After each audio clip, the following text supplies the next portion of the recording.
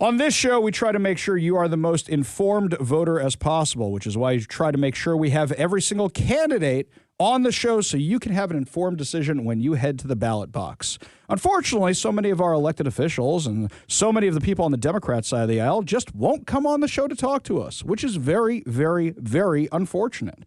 But we do have somebody that a lot of you have been asking to have on the show, somebody I'm very excited to have on the show, former King County Sheriff and U.S. Congressman Dave Reichert, who officially announced that he is running for governor of Washington, joins us now on the KVI studio line. Mr. Reichert, welcome back to the show. Hey, well, thank you. Happy to be here. Such a pleasure to have you. So what made you decide to jump into the race? Well, when I left Congress, I went to work in Central America. I've been working on human trafficking and also a new technology called rapid DNA. And the last 4+ years kind of gives you a different perspective, when you're outside the world of politics and you're watching the news sitting in your living room. And I found myself getting angrier and angrier and angrier and more frustrated. And then Mr. Inslee decided he was stepping out of he wasn't going to be crowned king, I guess, for his 4th term, but he mentioned that he was leaving and was going to pass the keys on happy to give the keys to the next Democrat governor. And I just felt that sounded too much like an entitlement to me. And I decided to step forward and run for governor as a Republican candidate. We should have clear choices. And I think that my resume over my past 50+ years in law enforcement and in Congress really fit with the issues that Washingtonians are facing today, especially in the world of criminal justice, homelessness, drug abuse, mental illness, all those things that law enforcement officers deal with on a daily basis.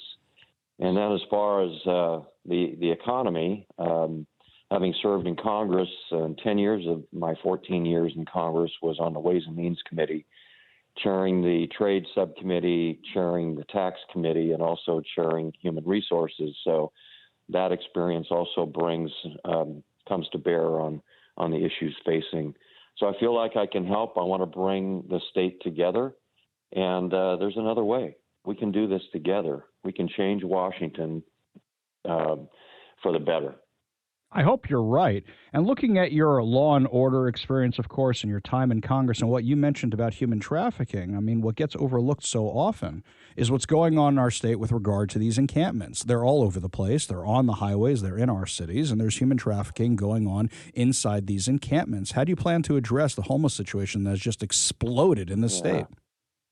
Yeah, I mean, this is what's so sad, and sadly, as I look back on my career, there was an organization, a committee, which, sets all of us off when we say there's another committee, but there was a committee to end homelessness back when I was the sheriff with Ron Sims, Norm Mailing, and some of the old names that some of your listeners recognize.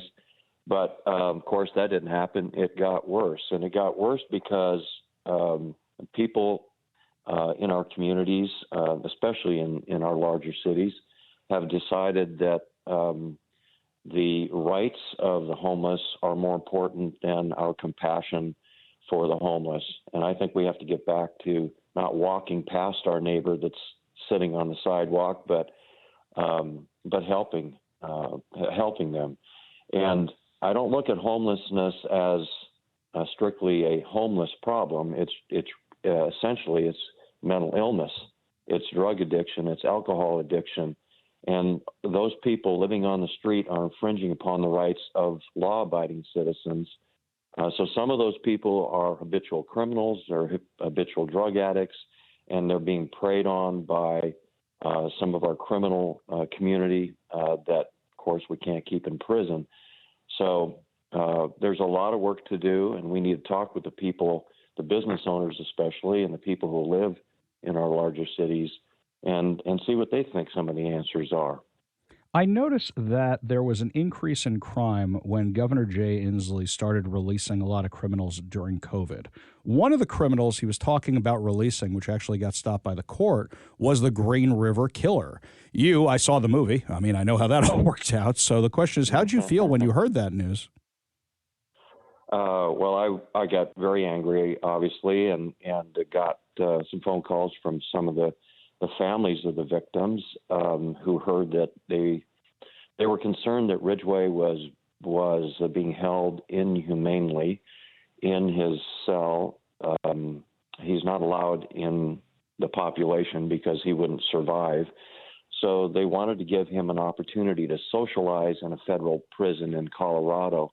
My point to the governor and others who were making that, had already made the decision, put him on a plane and sent him there, was that if he wanted to socialize, he had his opportunity, but he chose to kill instead. And until and if he ever decides he wants to tell us everything that he's done, then maybe we can allow him to socialize in prison. But until he tells us the entire story, he needs to stay in his 8-foot by 8-foot cell 24/7. And I'm glad he is staying there. Yeah, we were successful in bringing him back. By the way, that cost $10,000 to fly him down there and $10,000 to fly him back. And our state would have been paying his rent on his new apartment in that federal prison too. So, and we still need access to him. The investigators are still talking to Ridgway. That's insane that we still don't have all the answers to all the questions regarding everything he did, even after all these years. So moving off the law and order thing, if you're just joining us, we're talking with former King County Sheriff and former U.S. Representative Dave Reichert, who has announced that he is running for governor of Washington. You mentioned your time working on taxes and such. Where do you start with this mess here? I mean, it's just one thing after another around here, especially when this morning I filled up on gas and that carbon tax is killing us. Yeah. I just think we've lived under 40 years of, I kind of look at it this way.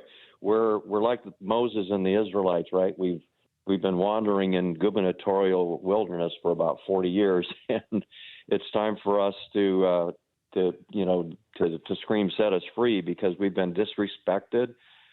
We've been divided by this government. We've been forgotten, lied to, and taxed. And to your question on the taxes, on the gas tax specifically, we've been taxed now almost 50 cents a gallon, but we've been lied to on this. And just as recently, just a few days ago, the governor got on the air and said that this was caused by the gas companies.